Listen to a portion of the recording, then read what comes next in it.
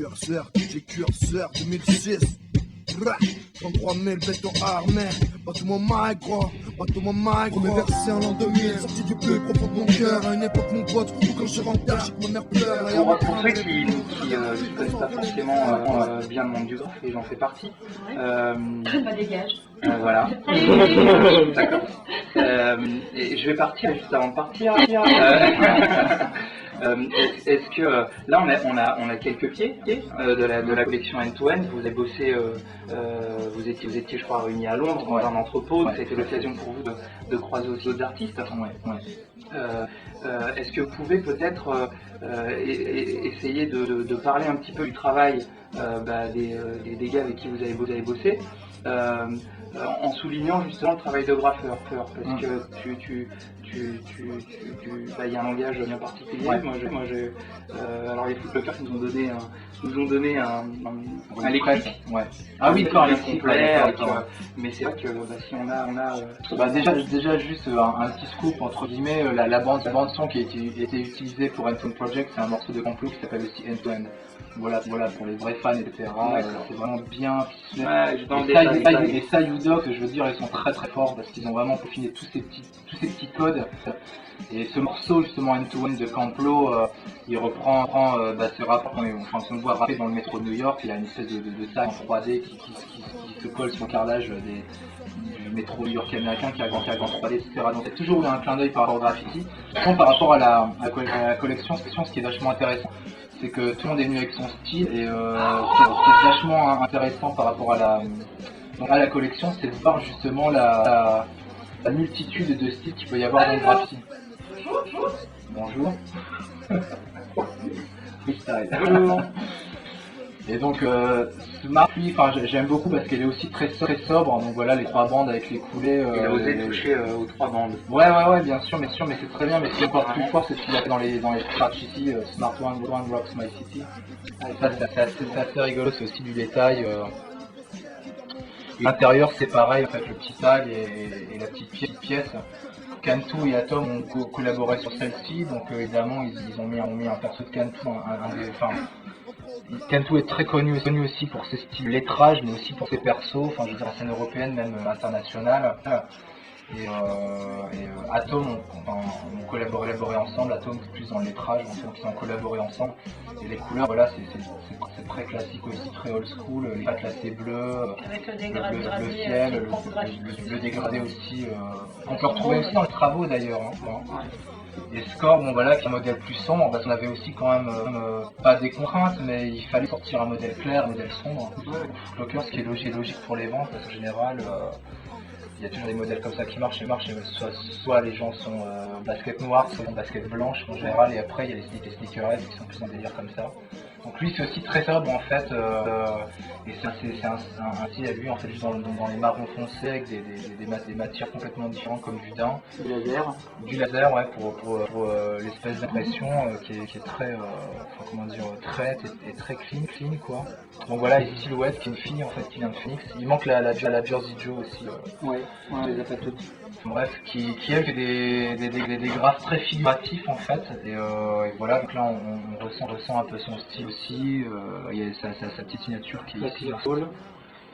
La Clear Soul évidemment avec un de ses persos qui est vraiment typique de son style graphique en fait. Et ce qui est vachement intéressant dans cette collection justement, c'est de voir la diversité dans le graffiti. Alors après, moi je la vois, je sais pas si les autres la voient non plus, la perçoivent de la même façon. Mais en tout cas, je pense que c'était l'idée de réunir ensemble des graffeurs de styles complètement différents.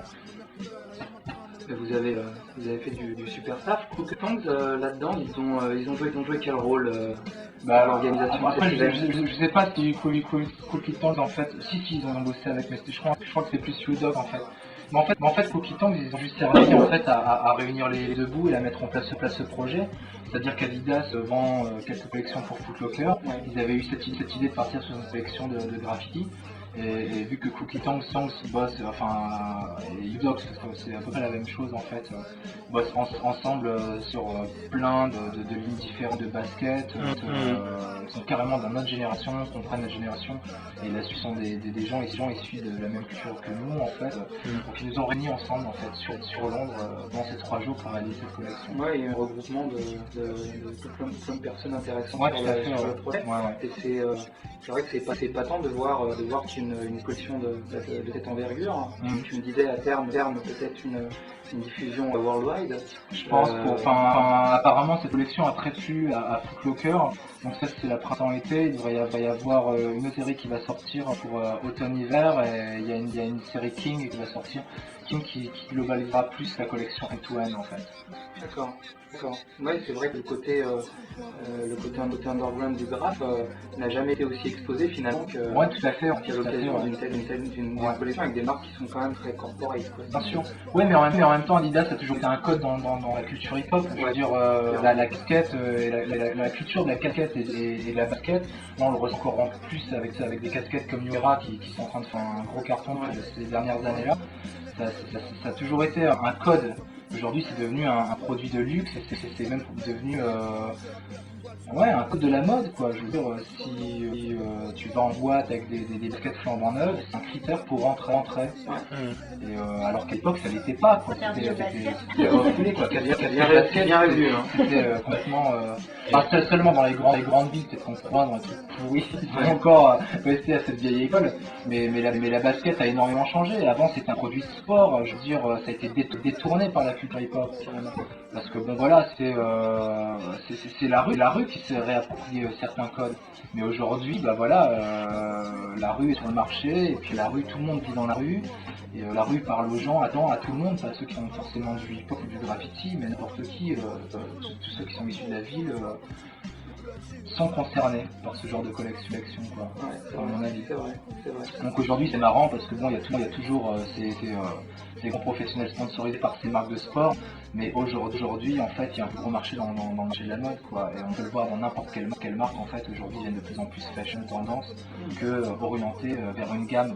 Bon alors voilà, telle semelle, si tu cours elle est moins lourde que le modèle précédent, t'es plus à l'aise dedans, non on s'en fout, c'est un vieux modèle, c'est designé, c'est du super classique, c'est le code parce que c'est exploité par le hip-hop, même l'électro et toutes les nouvelles cultures, donc voilà, c'est remis au bout du jour et ça devient un objet, quoi, c'est même plus une chaussure, quoi. D'ailleurs, il y a juste à voir toute cette génération de sneakerheads qui collectionnent des collections dans lesquelles ils n'auront jamais assez d'une vie pour porter toutes les baskets. On en connaît quelques-uns. Ouais, surtout que tu cours après le temps et tu essaies de récupérer des modèles, je dirais les plus prisés qui sont des années 70. Ouais. Alors que t'as même pas vécu cette époque-là. Bien sûr. Mais c'est partout pareil, dans la musique, dans l'art, c'est pareil. Il faut toujours du temps pour se rendre compte des choses qui ont été faites, quoi. C'est vrai. C'est un peu ce côté aussi de si c'était mieux avant. Côté rétro aussi. Oui, mais il faut tout le temps laisser le temps aux choses. Là, c'est pareil. Moi, j'ai vu des boulots qu'on fait les marques Dolly pour DC Shoes ou bien New Era, et c'était vachement intéressant leur boulot. Et voilà, c'est DC Shoes, et c'est pas encore resté un classique, tu vois, comme Adidas ou Nike. Mais je serais passé dans 10-15 ans, on va dire, ah, t'as les Dolly DC à New Era. Parce qu'elles sont super belles, les DC, quoi. Si tu prends la Sentinelle qui est là sur le poster, c'est pareil, c'est une chaussure qui à l'époque a pas franchement marqué son temps. Non, c'est vrai, mais elle a une super belle coupe. Elle est vraiment bien. Ouais. faite, hein. Mais nous c'est pareil, je veux dire, Adidas c'est un code dans la culture hip-hop. Je veux dire, Adidas, je pense que c'est même plus fort que Nike dans le hip-hop. Déjà, Run DMC était sponsorisé, on a fait grave la promo, on a même fait un morceau dédicacé. Et voilà, je veux dire, le hip-hop c'est grave, regarde Katou. Bon, d'accord, il a fait le truc Adidas, tout c'est pour Adidas, mais même sans avoir fait des trucs pour Adidas, je veux dire, plein de fois on a fait dans des vidéos avec les 3 bandes.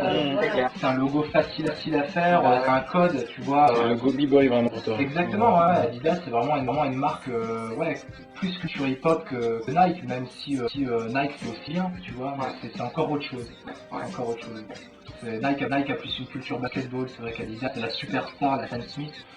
plus la Superstar, en plus même la Decade. C'était une chaussure de basket aussi, hein, la super. Ouais, tout à fait, mais la Superstar, voilà, grâce à Run DMC, c'est devenu le code hip-hop, quoi, en neuf, sans lacets, les languettes dehors, où on faisait passer les lacets à l'intérieur, il y en a même qui découdrent des chaussettes à l'intérieur pour les gonfler. Les gonfler, ouais. Du coup, des sans lacets aussi, c'était parce que quand t'allais en prison, on entretient tes lacets pour éviter de prendre. Ouais, éviter de prendre, mais c'est vraiment des codes de la rue qui Vous sont les ventes à retrouvés quelques années après d'ailleurs. Tout à fait, Les lectures étaient interdites. Tout à fait, mais ça a toujours été des codes remaniés par la rue, etc. Et aujourd'hui, ce sont des must-have dans la mode, quoi. Donc, carrément, quoi. Ok. T'es partant pour un graphe? Ouais, parce que c'est vrai que Fabrice, tu veux le faire,